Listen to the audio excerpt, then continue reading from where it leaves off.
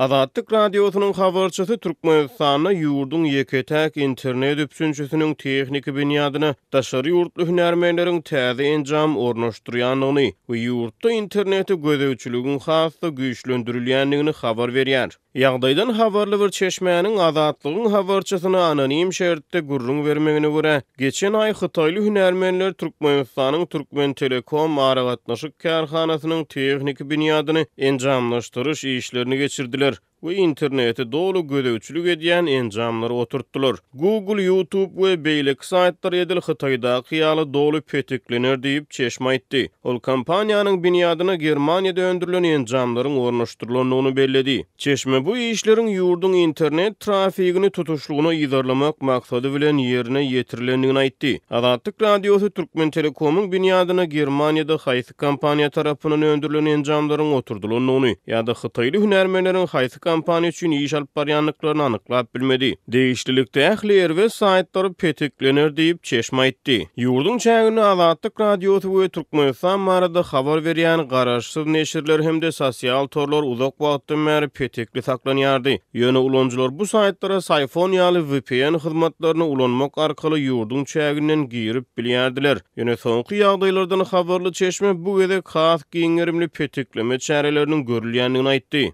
Dolulugyna Hytaý varianty diýip ol sözüne goşdy. Hytaý ýurdun içine Facebook, Twitter, YouTube ýaly sosial ulgamlary peteklemekde tanalýar. Habarçynyň sözlerine görä Türkmen Telekomna geçirilen soňky tehnik işlerden soň internetiň tizligin ýokurlanjakdygy, ýurtda tehnik taýdan online okuw geçmäge mümkinçiligiň boljakdygy aýdylýar. Geçen ay köp adam internetiň işleyişinden hususan Wi-Fi hyzmatlaryndan şikayet etdiler. Sebäbi şonu Türkmen Telekoma täze enjamlar gurnulýardy diýip çeşme aýtdy. Türkmen Telekomyň tehnik binýadyna täze enjam ornaşdyrmak işleri we häkimetleriň internet has güýçlü çäklendirmek şykları daşary ýurtlarda ýaşaýan türkmenistanlaryň arasyna döreýän nägilelikleriň fonuny we olaryň türkmen hökümetine garşy daşary ýurtlarda geçiren protestleriniň ýygyanyna gabat gelýär. Ýagdaýlardan habarly çeşme ýurdun daşynda ýygjamlaşýan protestler bilen häkimetleriň ýurt içinde interneti ýydarlamak we onu has güýçlü çäklendirmek şyklarynyň arasyna gönüden-göni baglanyşygyň bardygyny aýdýar. Daşardan gelýän maglumat akymyny Hytaý usuly bilen tutuşlugyny gözegçilik etmek boýunça kararyň alynmagy Türkiýede, New Yorkda we Demirgazyk Kipirde geçirilen protestlerden soň tizleşdi diýip çeşme aýtdy. Ol daşary ýurtlarda geçirilen protestler baradaky maglumatlaryň ýurt içinde giňden ýaýranlygyny belledi. Türkmen Telekom Türkmenistanyň ýeketäk internet üpçünçüsüdür. Ýurdun ýeketäk öýjükli aragatnaşyk kampaniýasy altyn asyr ýapyk görnüşli paýdarlar jemgyýeti hem Türkmen Telekom kampaniýasynyň düzümine girýär.